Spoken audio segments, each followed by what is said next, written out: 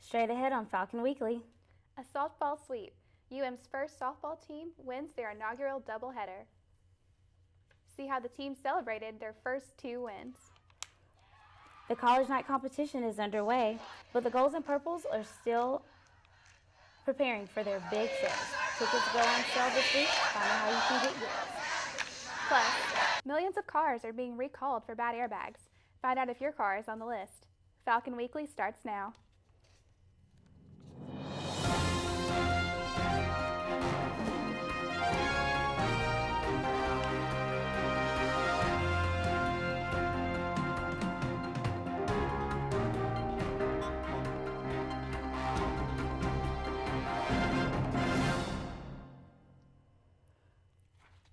Hello, and welcome to Falcon Weekly. I'm Kirsten Roberts. And I'm Hannah Bell. Thanks so much for joining us.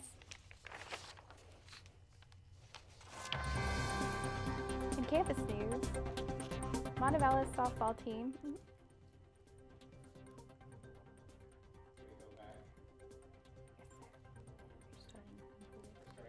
Got it. Okay, count them in. Keep going. Go ahead. In campus news, Montevallo's softball team came out swinging for Saturday's inaugural doubleheader. The Falcons face West Alabama.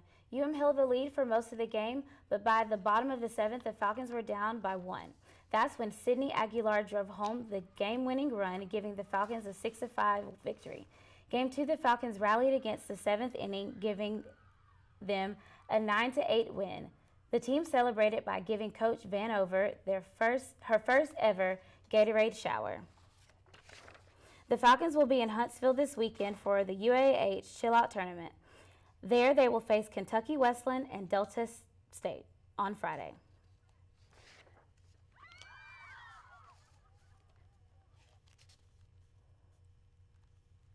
The college night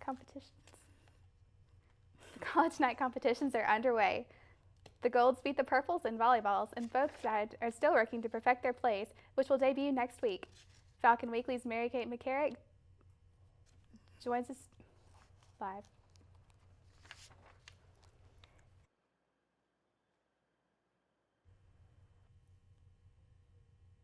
She didn't finish it. No. Like, she was like 2 words away from finishing it. Okay, let's try another copy of it. The college night competitions are underway. The Golds beat the Purples in volleyball, and both sides are still working to perfect their plays, which will debut next week. Falcon Weekly's Mary-Kate McCarrick joins us live with details about how you can get tickets to see this year's productions. Mary-Kate? Productions at the University of Montevallo. Sales dates are February 4th for the Student Government Association, Cast, Crew, and College Night Cabinet, and February 5th for UM faculty, staff, and students. A valid UM ID must be presented, and 2 tickets can be purchased per ID for Friday and Saturday night performances. Wednesday and Thursday night shows have no ticket restrictions.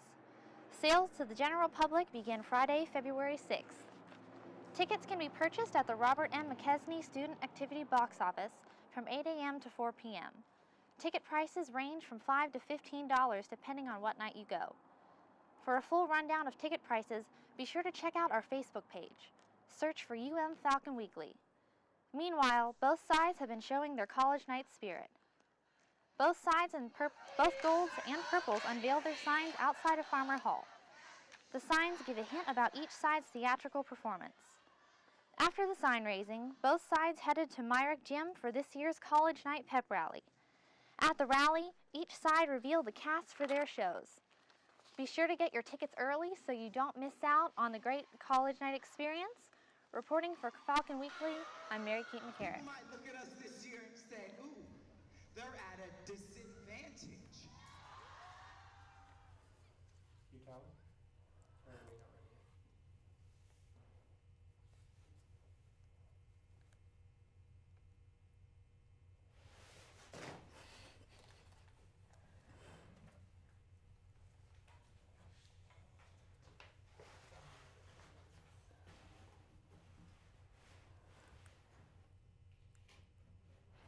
In other UM news, the university is now offering tax services to students and members of the Montevallo community.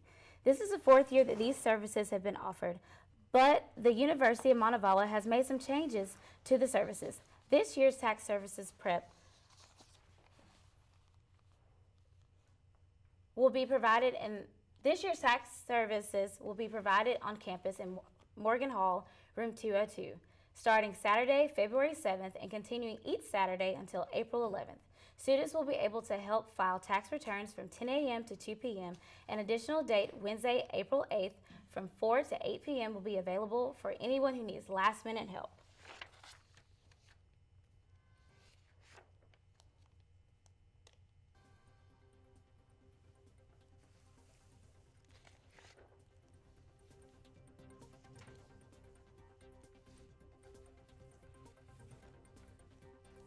In national headlines today, President Obama laid out his $4 trillion budget plan for the 2016 fiscal year.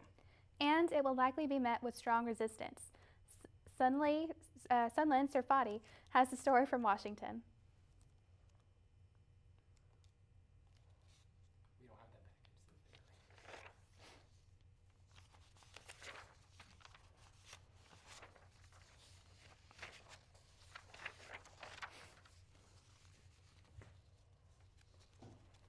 Skipping the measles, guys. Skipping the measles. In national health news, measles is on the rise in the United States. The current U.S. outbreak has spread to 14 states since December. California has about 100 confirmed cases. Over the weekend, hundreds of New Yorkers may have been exposed when a college student with the virus took an Amtrak train through the state. Health experts say that the virus is spreading because parents are not vaccinating their kids because of fears of the vaccine. For one reason or other, different reasons that parents may give, they're not getting their children vaccinated. We've had over 1 billion vaccines given, and the study after study has shown that there are no negative long-term consequences. The CDC advises parents to have their children vaccinated for measles when they are 1 year old, and a second dose should be administered between the ages of 4 and 6. Federal officials have announced another massive auto recall. It involves more than 2 million older model vehicles that could have faulty airbags.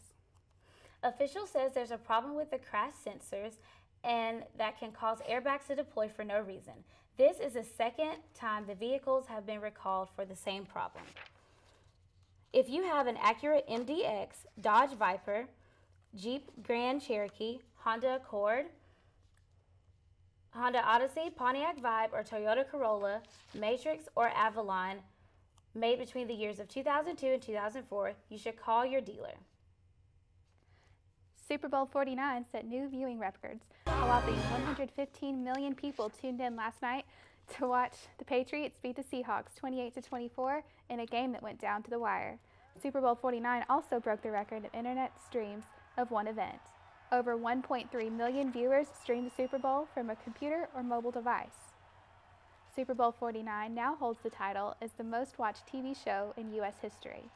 Hear from Tom Brady and Alabama native Malcolm Butler coming up later in sports. Well, they do a lot of things.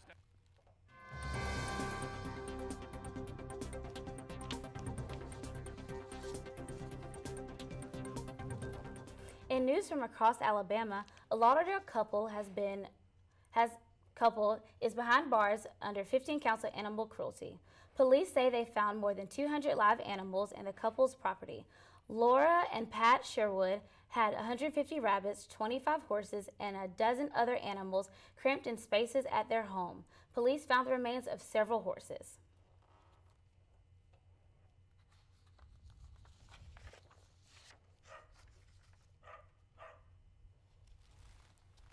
That's another case of hoarding, and we've seen another one recently, as you know, and it's just another one of those cases that, unfortunately, they're becoming more and more common.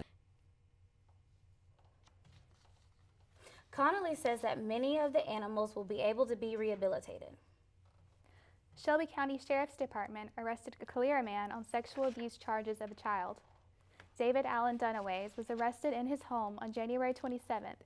Sexual abuse of a child is a Class B felony, convicted Dunaway is looking for up to 20 years in prison.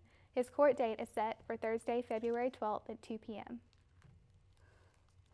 The Pelham Police took an icy plunge for the Special Olympics Saturday on the 5th annual Polar Plunge. The event was held on the Oak Mountain State Park beach in Pelham.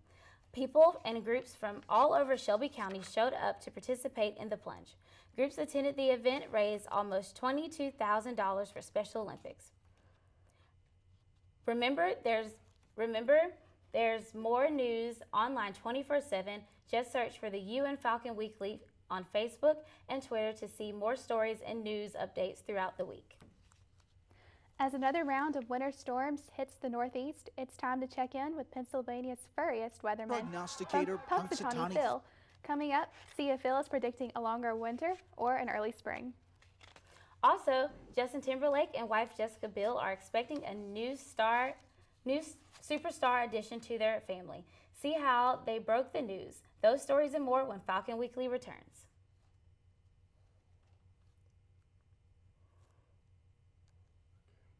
We're on break. Oh my God.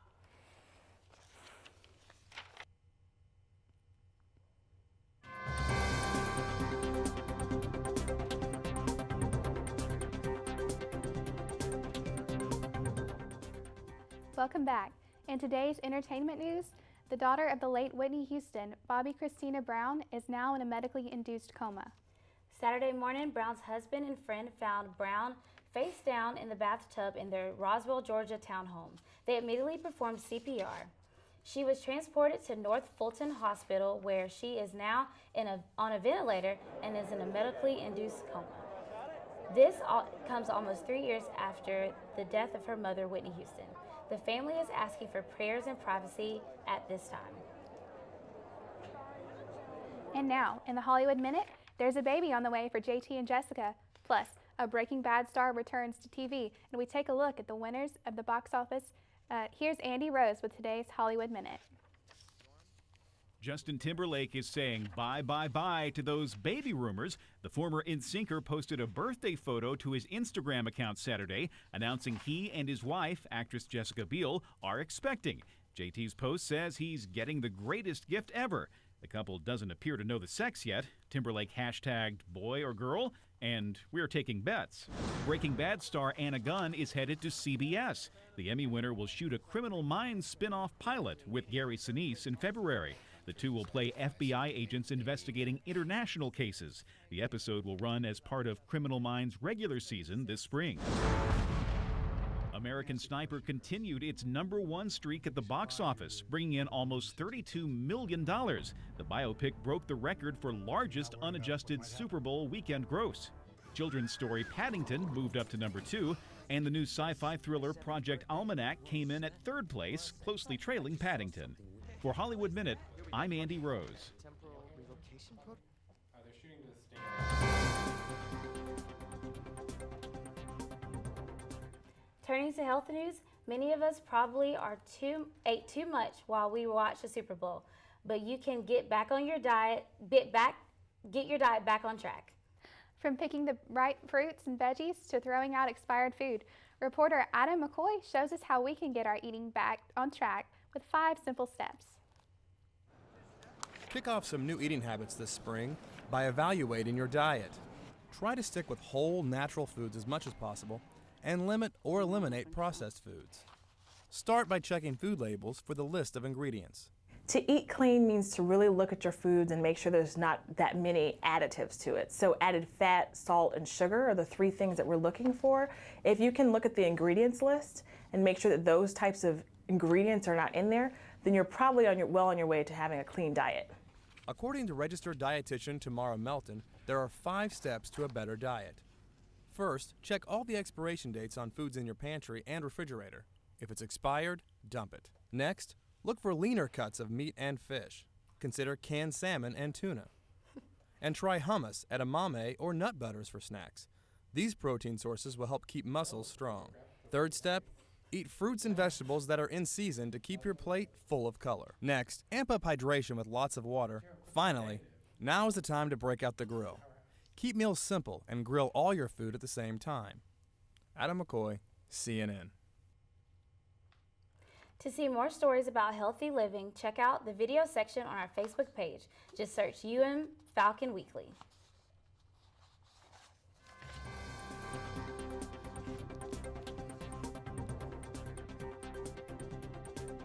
Millions of folks in the Northeast are bracing for another blast of winter weather, and that puts a little added pressure on a certain furry weatherman this year. Reporter Polo Sandoval shows us the action in Punxsutawney, Pennsylvania.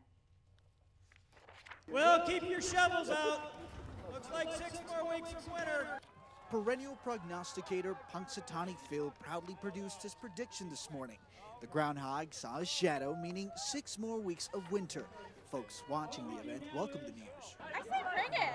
I love the snow. It's been so great here in Punxsutawney, and we just love coming to see Phil. This year, Groundhog Day comes as another wave of wicked weather affects nearly a quarter of the country. Fresh snow is adding to accumulation totals from last week's blizzard in parts of Massachusetts. Flight cancellations are plaguing airports again. Many of the disruptions in and out of Chicago. It was even a snowy lead-up to the big event here in Punxsy. But most visitors... One more time. Yeah. Groundhog. Groundhog! Don't seem to mind. This is something I will remember for the rest of my life. They're people from all over the world. We're coming from Germany just to see here this beautiful event. Making the trek to cross another item off their bucket list. Now it's time for a check of our Montevallo forecast.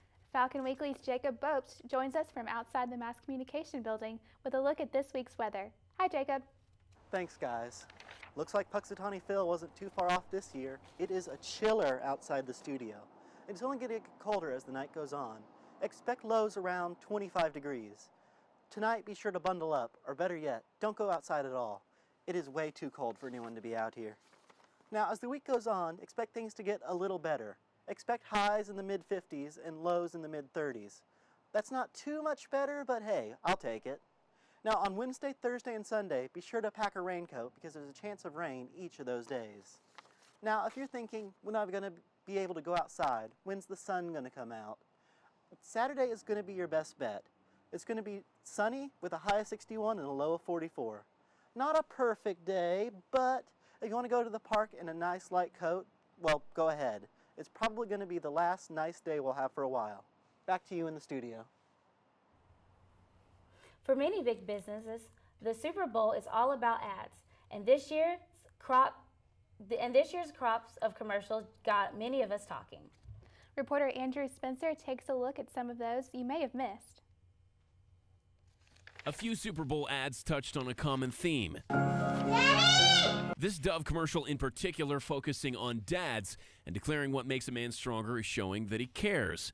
Automakers touched on fatherhood as well, as with this ad featuring some high-powered Nissans and a sentimental reunion between father and son. BMW reached back to 1994 for a few laughs. Allison, can you explain what internet is? So Katie Couric and Bryant Gumbel could tout technology in the company's new all-electric car. Can you twerk? Maybe. Fiat went a different route, running an ad featuring a little blue pill and the company's bigger, more powerful crossover. Ooh. Things got even sillier from there in Super Bowl spots from Doritos and from Mercedes. Other ads, like this one from Nationwide, relied on a bit of star power to get people's attention. No need to reinvent the wheel in Universal's Super Bowl spots, as it teased ahead to several upcoming movie sequels. Mobile Games had a couple of commercials as well, this one getting the movie treatment from actor Liam Neeson. I will have my revenge. The average 30-second spot set companies back $4.5 million this year. Commissioning its own ad during the game and taking on a serious tone, the NFL ran a PSA as part of its No More initiative against domestic violence. Do you have an emergency or not? Yes. And you're unable to talk because... Right. I'm Andrew Spencer, reporting. Welcomes a new head coach to the women's soccer team. And hear what Marcus Butler and Tom Brady have to say about the Patriots' win in Super Bowl 49. Sports is next.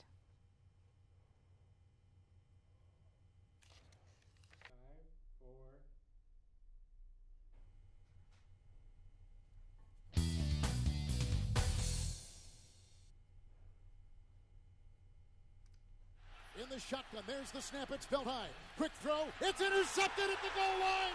It's intercepted by Malcolm Butler. Welcome back. Malcolm Butler is here with a look at this week's sports. That was a look at the play that changed the game and sealed the deal on the Patriots' win in Super Bowl 49. The win was largely because of Patriots rookie and former University of West Alabama player Malcolm Butler. He made the decisive goal line interception with seconds left to play, securing Patriots' 28-24 victory over the Seahawks. Got beat on that play by Josh Boyce at practice, and I remember Bill telling me that you gotta make that play, and I knew it was do or die. He's been doing it to me in practice all season, so it was actually nice to see him pick somebody else off. So I'm so happy for him. Now turning to UM athletics, the men's basketball team vying for the PBC title as they now lead the conference since their January 31st victory over Armstrong State University. At 11-1 in conference play, the men are poised to finish strong over the course of their final 7 games. They return to action Wednesday, February 4th against Georgia Southwestern at Trustmark Arena. UM's women's soccer team now has a new head coach. The athletic department announced that Robert Lane is the new women's soccer head coach. He is the program's 4th head coach since the program began. Montevallo Athletics recognized some of the greatest Falcons in UM history by giving them a place in the Hall of Fame. The 8 inductees were recognized on January 31st. Marcus Kennedy, Jonathan Maloney, Stacy Balam, Adelaide Jackson, Denise Heisler, Zach Andrews, Josh Johnson, and Erica Harrison make up the largest class of inductees into UM's Hall of Fame.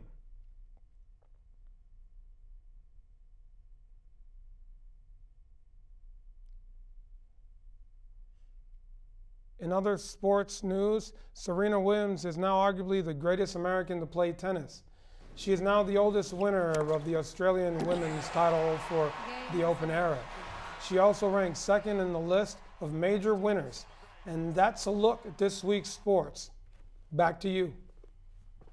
Thanks, Umar. Finally this week, unleash the adorable. If sports isn't really your thing, we bet you'll still like this game. Sunday night, Team Ruff took the Team Fluff and Animals Planet's Puppy Super Bowl 11. Teams of puppies played and fought over toys in what we're pretty sure you can call the cutest game on football ever to be seen. That's all the time we have for this week's show. Thank you so much for joining us. For more UM news, be sure to check out the Falcon News Network blog. The web address is on your screen. We'll see you again next week.